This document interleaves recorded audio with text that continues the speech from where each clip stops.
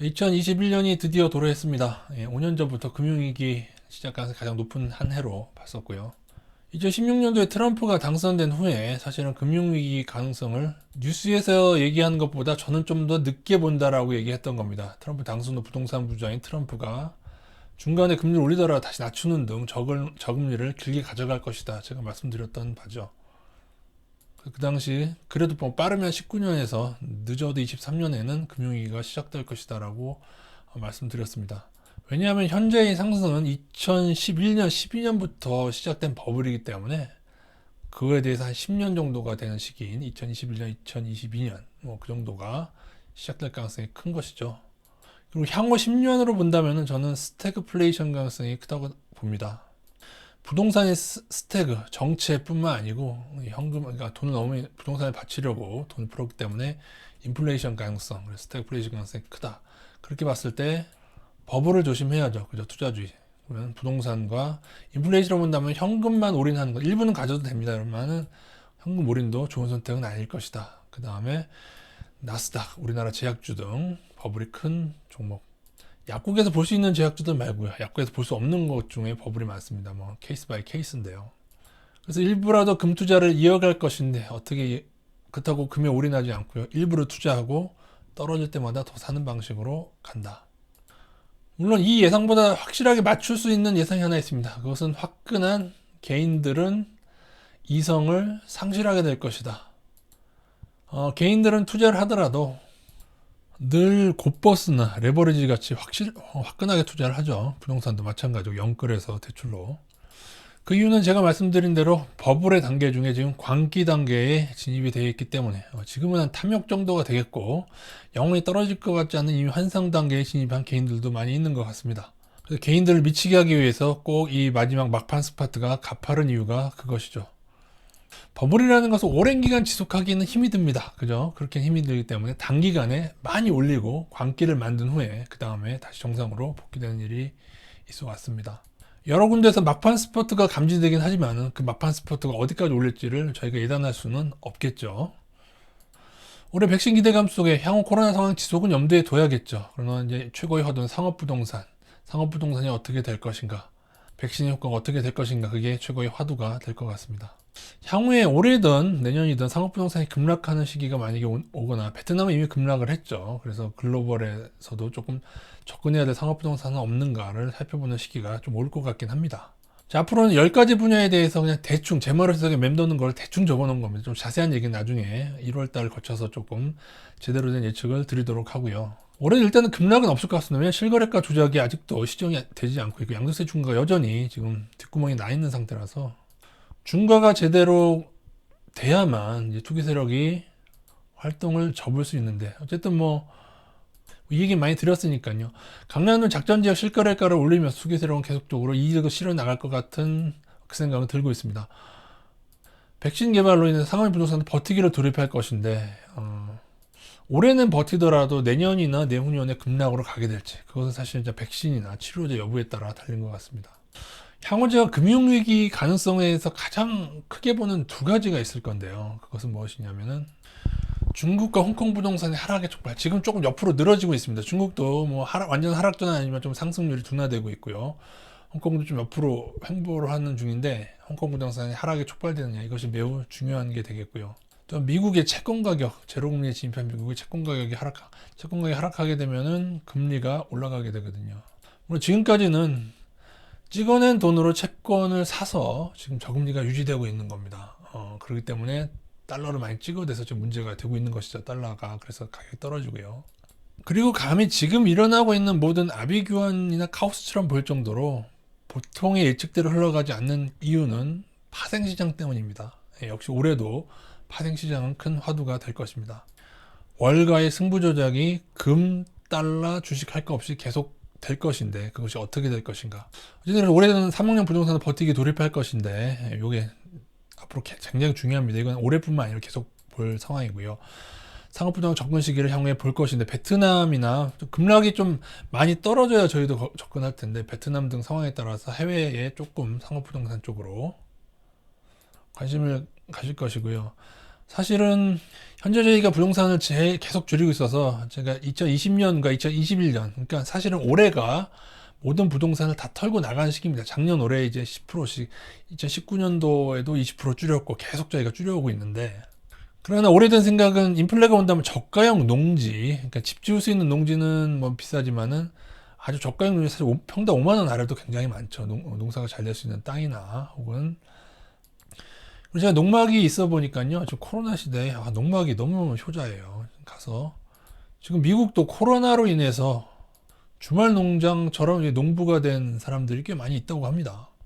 저가형 농지는 관심을 가질 건데 이 얘기는 또 나중에 좀 드리도록 하고, 올해 근데 더 중요한 것은 전세주의보가 발생했는데 새로운 전세 사기 유형이 있다고 합니다. 보증보험도 들고 확정일자도 받았는데 털리는, 이거 여러분 잘 보십시오. 여러분 요즘에 유튜브에 많이 나오겠는데, 앞으로 제가 전세 사기에 대한 영상 꼭 올려드릴 테니까 꼭 보세요. 전세 앞으로 사시는 분들 전세가 위험해질 수 있다.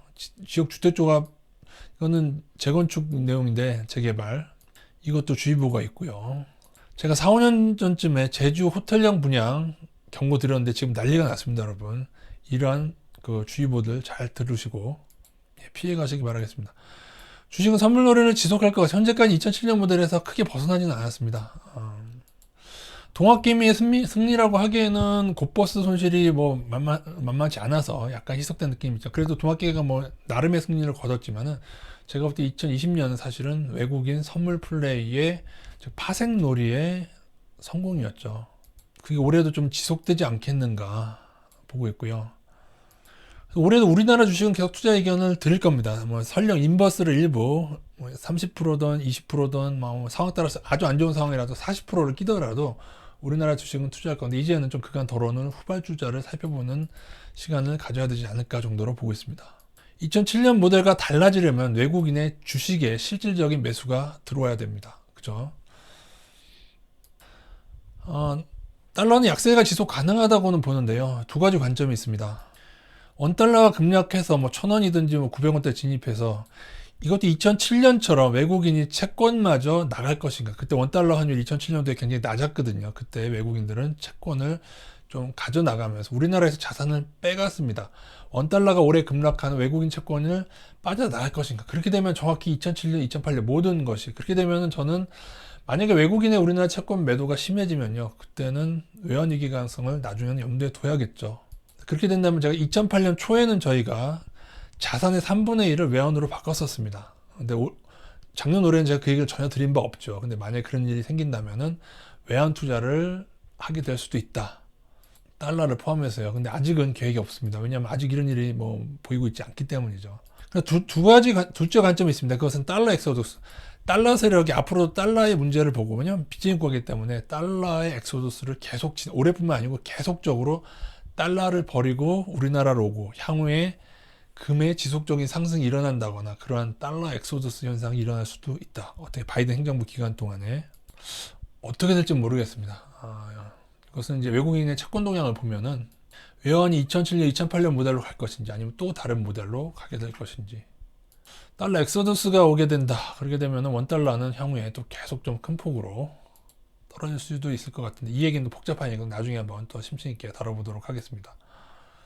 현재는 희한하게도 달러와 금이 동반 하락하는 구간입니다. 그러나 이것은 설명이 불가능한 건 아닙니다. 제가 늘 예전에는 달러와 금 모두에 제가 버블이 있다. 특히 이제 2012년도에 금이 1800불 찍었을 때 금도 상승폭이 있어서 금에도 버블이 있을 수 있다는 얘기를 말씀드리죠. 지금은 금에는 버블이 있나? 달러는 지금도 버블이 많습니다. 제가 볼 때는. 근데 금을 버블이라고 하기에는 돈이 너무 많이 찍혀 나온 구간이라, 뭐 지금은 제가 늘 적정평가 수준이다. 뭐 저평가 정도까지는 아니어도.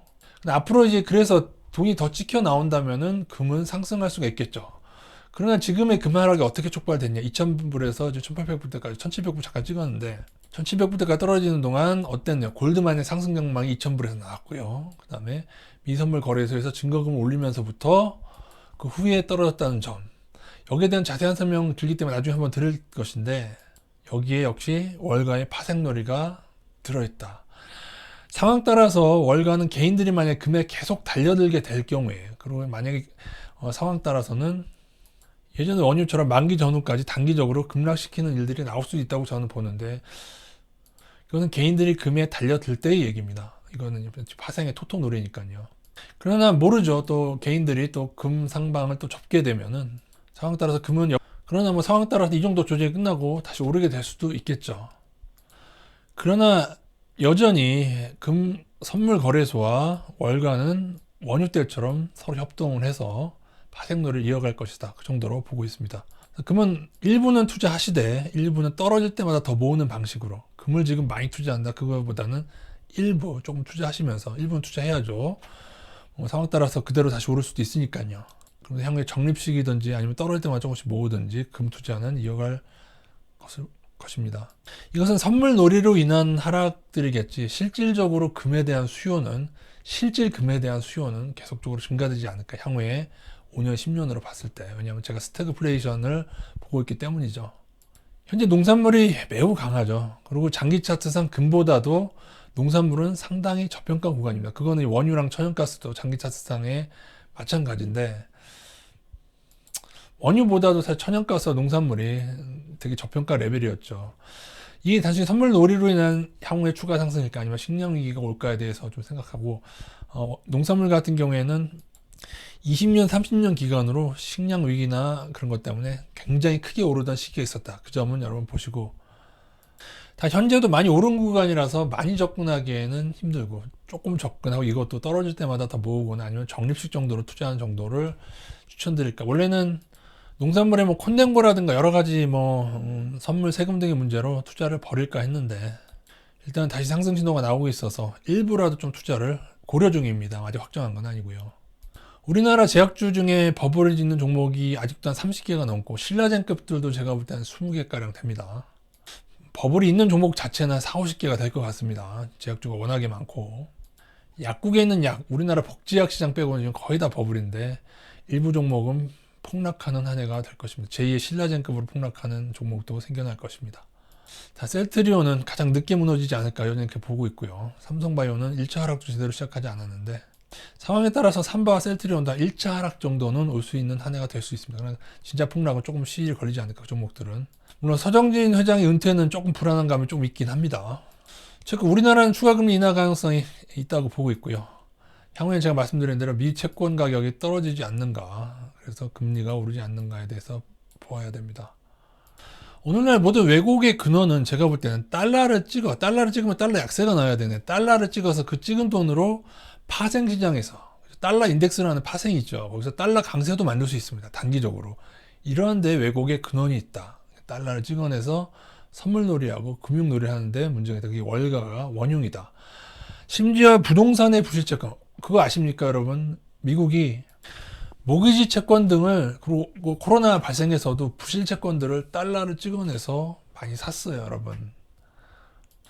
지금의 상승에만 취하기에는 너무 왜곡된 일들이 많이 벌어진 시장이라는 것을 봐야 돼서, 결국에 언제인지 모르지만 그것이 뭐 몇 년 후가 될지는 저는 모르겠지만은, 이러한 것들의 부작용이 언젠가 크게 한꺼번에 몰려 닥칠 때가 올 것이다.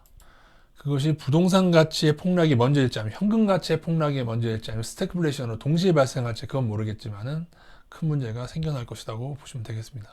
비트코인도 월가가 선물놀이 중이죠. 비트코인의 문제는 향후에 또 정리 드릴 텐데, 상승의 이유. 제가 여러분 비트코인 자체는 해킹 등으로 비관했지만 5개월 전에 상승 신호라는 것을 말씀드리면서도 뭐라고 했죠? 이 상승은 선물놀이 때문에, 향후에 비트코인 상승한다는 것은 선물놀이 때문에. 왜? 비트코인 하방을 치는 개인들을 잡아먹는 월가. 이건 뭐 주식하고 마찬가지 개념이죠. 그래서 그렇게 보시면 되고, 향후에도 비트코인 선물놀이는 계속될 텐데, 개인이 상방으로 가져가면 하락시키고 개인이 하방으로 가져가면 상승시키고, 그런 놀이가 계속될 걸로 보여집니다. 비트코인은 사기입니다.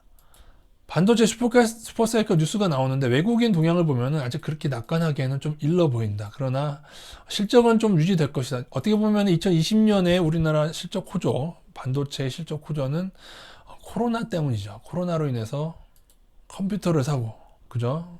그랬기 때문에, 지방의 비대면으로 인한 비대면 수요 때문인데, 단 올해 실적은 좀 더 유지될 걸로 저는 봅니다. 그러나 슈퍼사이클에 진입한다고 보기에는 조금 힘들어 보인다.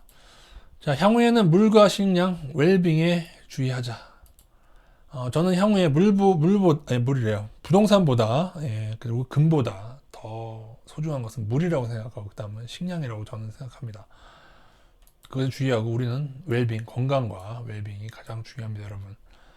올해는 여러분은 건강, 무엇보다 건강, 코로나 조심하시고요. 예, 주위에 고생 많으셨고요. 이제 소외를 만나서 행복한 한 해가 되시기를 바라겠습니다. 각 분야별 자세한 사항들 제가 또 나중에 남겨드리도록 하고요. 예, 올해 새해 복 많이 받으시기 바라겠습니다.